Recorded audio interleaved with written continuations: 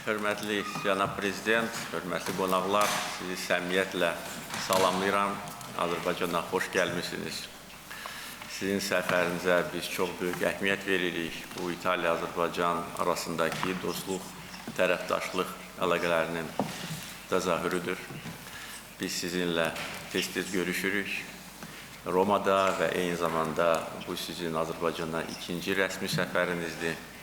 Keçən il sizinlə görüş zamanı mən sizi Azərbaycana dəvət etmişəm və təşəkkür edirəm ki, dəvətimi qəbul etmişsiniz. Və bugün İtaliya-Azərbaycan əlaqələrinin inkişafı göz qabağındadır. Biz artıq bir neçə vacib məsələni müzakirə etmişik. Bizim əməkdaşlığımız çox şaxəlidir. Demək olar ki, bir çox sahələri əhatə edir. Energetikadan başlamış sənaye istehsalına qədər və hazırda təhsil sektorunu da əhatə edən əməkdaşlıq doğrudan da strateji əhəmiyyət daşıyır və 5 il bundan əvvəl imzalanmış hərtərəfli strateji tərəfdaşlıq haqqında birgə bəyannamə deyə bilərəm ki, tam icra edilir. Bizim əlaqələrimiz eyni zamanda bizim yerləşdiyimiz bölgənin inkişafı üçün də önəmlidir.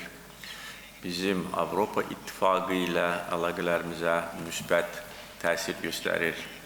İtaliya həmişə bizim Avropa İttifaqı ilə daha sıx münasibətlərin qurulmasına öz dəstəyini vermişdir və biz buna görə sizə minnətdarıq. Və təbii ki, energetika sahəsində bir çox əhəmiyyətli nəticələr var. Bu barədə biz artıq danışmışıq. İndi geniş tərkibdə bu müzakirəni davam etdirəcəyik. Nəticələrlə bağlı əlbəttə ki, bir-birimizi təbrik edə bilərik haqlı olaraq.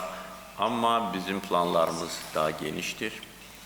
Həm İtaliya ilə iki tərəfli formatda, həm Avropa İttifaqı ilə bütövlükdə energetika sahəsində yeni layihələrin həyata keçirilməsi məsələləri çox vacibdir və biz bu məsələlər üzərində uğurla çalışırıq.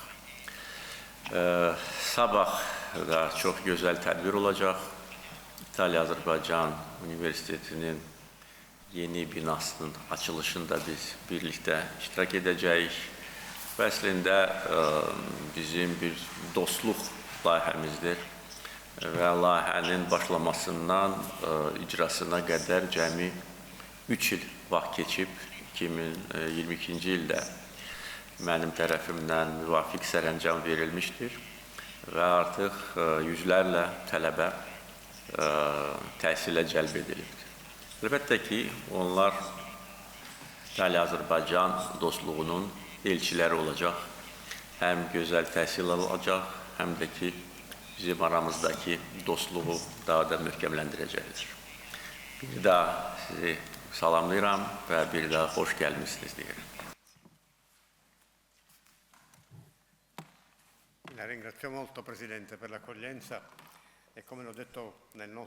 Cənab Prezident, bizi qəbul etdiyinizə görə sizə olduqca minnətdaram.